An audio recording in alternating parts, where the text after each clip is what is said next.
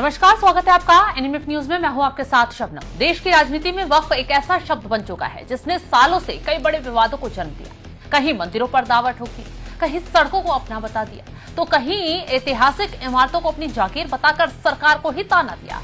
लेकिन जब मोदी सरकार आगे बढ़ी तो संपत्तियों को खंगाला, दावों की पड़ताल की तो यूपी से लेकर दिल्ली, बिहार से लेकर कोलकाता तक मुसलमानों में हड़कंप ही मच गया। क्योंकि वक्फ का जो चिट्ठा खुलकर सामने आया उसने वक्फ के नाम पर चिल्लाने वाले नेताओं के साथ साथ मौलानाओं की पोल खोलकर रखी। दरअसल नए वक्फ कानून के तहत सरकार ने उम्मीद पोर्टल पर एक साल में पूरा ब्यौरा दर्ज करने के आदेश दिए गए थे ताकि संपत्तियों को लेकर दूध का दूध पानी का पानी हो सके। लेकिन एक साल में ही जो सच सामने आया उसने all India Muslim personal award के साथ साथ वक्फ के मसीहा बनकर चिल्लाने वाले मुसलमानों को पूरी तरह से घुटनों पर लाकर खड़ा कर दिया। चलिए पहले बात देश के सबसे बड़े राज्य उत्तर प्रदेश की कर लेते हैं, जहां वक्फ संपत्तियों का सबसे बड़ा जाल है। वहां योगी सरकार की पैनी नजर के बाद कड़ा एक्शन देखने को मिला। यूपी में करीब 1,52,000 वक्फ की संपत्तियां दर्ज हैं। इनमें से केवल 1,03,000 को ही आधिकारिक मंजूरी मिली हुई थी। जून 2026 की शुरुआत तक इसमें से 1,31,113 प्रतिष्ठानों के दस्तावेज ही उम्मीद पोर्टल पर अपलोड किए गए। करीब 13,552 प्रतिष्ठान ऐसे रहे जो तय समय सीमा में अपने दस्तावेज ही नहीं दे पाए, यानी कि कुल मिलाकर 31,000 संपत्तियों के रजिस्ट्रेशन दस्तावेजों की कमी के कारण रद्द कर दिए गए। उत्तर प्रदेश में जांच के दौरान दस्तावेजों की कमी में बड़ी गड़बड़ियां पाई गई और ये 31,000 संपत्तियों के रजिस्ट्रेशन सीधे तौर पर रद्द कर दिए गए और इनका खुलासा हो गया संपत्तियों के दस्तावेज नहीं है और वक्फ के नाम पर ये संपत्तियां हैं। ये है वक्फ की असलियत। जमीनों पर कब्जा तो है लेकिन कोई कागजात नहीं है। ये योगी सरकार की सख्ती का ही असर है। जो संपत्तियां संदिग्ध थी वो सरकारी रिकॉर्ड से बाहर कर दी गई हैं।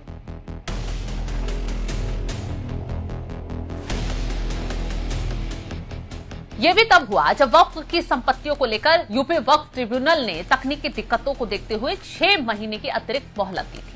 उसकी अंतिम तारीख 5 जून थी और वो अब बीत चुकी है। इसके साथ ही साथ फर्जी दावों के दरवाजे हमेशा के लिए बंद हो चुके हैं।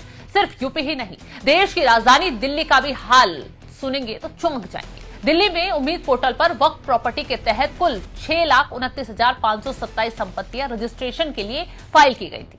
जब दस्तावेजों की बारीकी से जांच हुई तो इसमें से केवल 2,87,695 संपत्तियां ही वैध पाई गई, जबकि 38,083 प्रॉपर्टीज को सिरे से रिजेक्ट यानी खारिज कर दिया गया। जून तक कुल 7,66,470 संपत्तियां रजिस्टर्ड हुई, जिनमें से 5,73,597 को मंजूरी मिल चुकी है। तो दिल्ली का ये आंकड़ा साफ दिखाता है कि रजिस्ट्रेशन के नाम पर कितना बड़ा घालमेल करने की कोशिश की गई, धोखेबाजी करने की कोशिश की गई, जिसे डिजिटल पोर्टल ने एक झटके में पकड़ लिया। अब जरा रुक कर लेते हैं बिहार का, जहां वक्फ संपत्तियों को उम्मीद पोर्टल पर दर्ज कराने की तारीख 30 जून तक रखी गई थी, जो अब समाप्त हो चुकी है। बिहार में इस दौरान 12,000 से अधिक संपत्तियों को पोर्टल पर दर्ज कराया गया। आंकड़ों की गहराई में जाएं तो बिहार स्टेट सुन्नी वक्फ बोर्ड के अंतर्गत आने वाले 2819 स्टेट की 6,700 संपत्तियां रजिस्टर्ड हुई हैं, जबकि शिया वक्फ बोर्ड के तहत 307 स्टेट की 5,955 संपत्तियों का रजिस्ट्रेशन हुआ है। बिहार के वक्फ बोर्ड के अधिकारियों का दावा है कि उन्होंने राज्य में 100% संपत्तियों को पोर्टल पर दर्ज करा दिया है।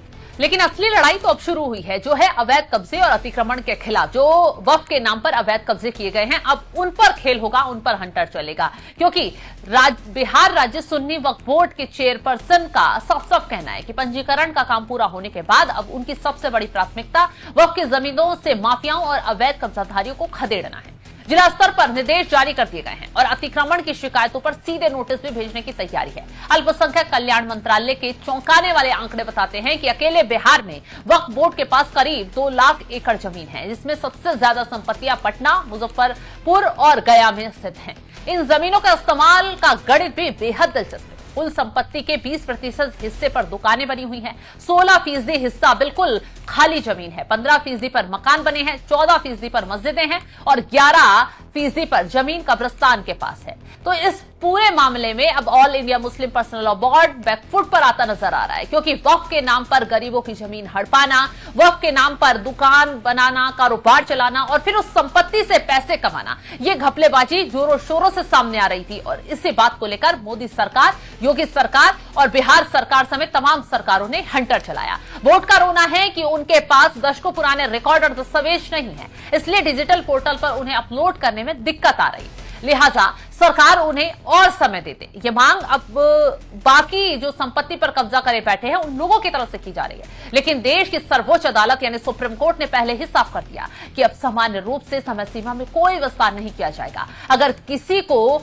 सच में कोई बड़ी तकनीकी या व्यवहारिक कठिनाई है तो वो सीधे संबंधित वक्फ ट्रिब्यूनल के सामने गुहार लगा सकता है, लेकिन हर किसी को ढील नहीं मिलेगी। तो अब समय सीमा समाप्त होने के बाद गेंद वक्फ बोर्ड और ट्रिब्यूनल के पाले में है, जो उन डिफॉल्टर पर फैसला लेंगे जो तय वक्फ में कागज नहीं दिखा पाए। मोदी सरकार का रुख बिल्कुल साफ है कि उम्मीद पोर्टल का मकसद वक्फ की हर एक इंच जमीन का पारदर्शी, डिजिटल और पुख्ता रिकॉर्ड तैयार करना है, ताकि ना तो कोई वक्फ की जमीन पर अवैध कब्जा कर सके और ना ही वक्फ के नाम पर किसी आम नागरिक या सरकारी जमीन को हड़प सके। अब देखना यह होगा कि जिन संपत्तियों के रजिस्ट्रेशन रद्द हुए हैं उन पर क्या एक्शन लिया जाता है। क्या बुलडोजर चलेगा, क्या वो संपत्ति अब सरकार की रडार पर यानी सरकार के कब्जे में आएंगी, क्योंकि जैसे ही वक्फ के खेल का पर्दाफाश हुआ है तमाम खेमों में हड़कंप मच गया है। शिया से लेकर सुन्नी वक्फ बोर्ड, मुसलमानों में, मौलानाओं में हड़कंप मचा हुआ है कि अब तो जिन संपत्तियों का रजिस्ट्रेशन रद्द हुआ है वो सीधे सीधे उनके हाथ से निकल जाएंगी। तो फिलहाल इस खबर को लेकर आप क्या कुछ राय रखते हैं, कॉमेंट बॉक्स में जरूर बताइए।